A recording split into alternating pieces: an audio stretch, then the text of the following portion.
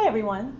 The first biogeochemical cycle that we will cover is the water cycle, which is also known as the hydrological cycle. Now, the water cycle is important for a couple of reasons. First of all, let's look at the CHNOPS. Obviously, if we track the flow of water through the ecosystem, we are tracking the flow of hydrogen and oxygen atoms. Now, which molecules of life, which organic molecules contain both hydrogen and oxygen?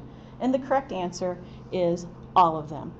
So that's one reason that the water cycle is important. Another reason is that typically 70 to 90% of the bodies of any living organism is made of water.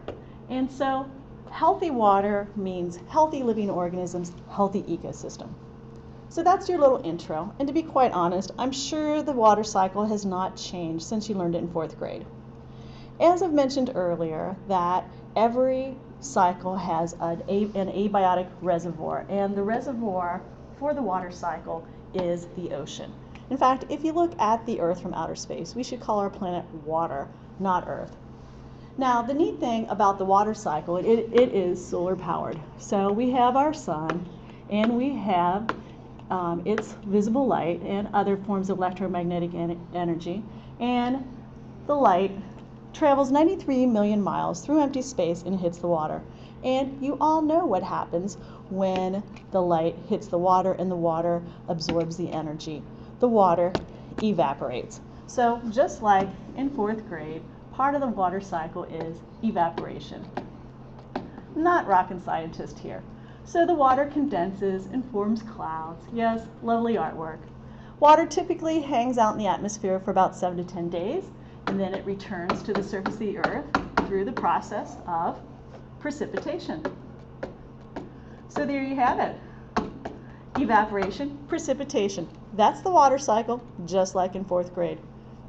Now, I'm sure you know that sometimes the clouds will float over land, and water, rainfall, will fall over the land. So we can expand this slightly. Some of the precipitation will actually be snowflakes. And as the water melts, it will trickle down in little streams that will combine and form greater and greater rivers. Again, not the artist. You know that you might have some kind of animal. I'm just going to put an A for animal. Might drink the water, and then that animal, the water will leave the animal's body by evaporation or urination, and then it'll just evaporate again. Sometimes we'll have a tree here. Yeah, I didn't make it green. And the water will be uptaken into the plant, and when the water evaporates from the plant, it's called transpiration. And as you know, that water, of course, can fall over the land. So we can, of course, have evaporation and precipitation over the land. But eventually, whether it's 5 minutes later or 5,000 years later, all the water will return to the ocean, the huge, huge abiotic reservoir. So that's it. That's the water cycle. Now, I don't know about you, but a lot of my students, they grew up watching Barney. And yeah, Barney the dinosaur, the big purple dinosaur. And I know he one time on one episode said, hey, hey, hey, if you care about the environment, don't let the water run when you brush your teeth. And in April, we have Earth Day, and I hear all these people say, save the water.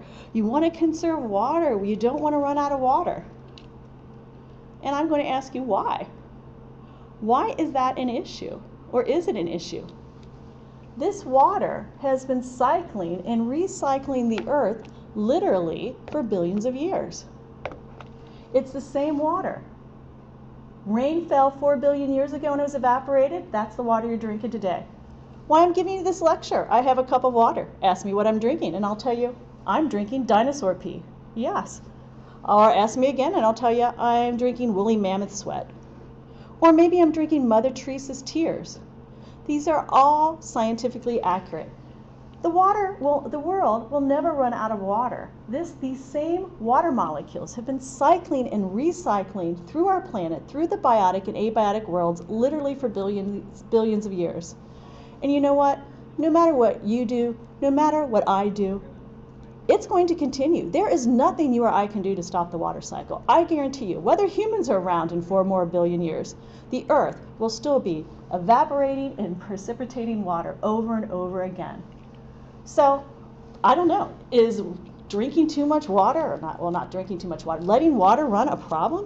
What is the real issue here? When people say we're going to run out of water, I'm not sure that's the issue. So if you want to know the practical application, the real issue, tune in to the next video.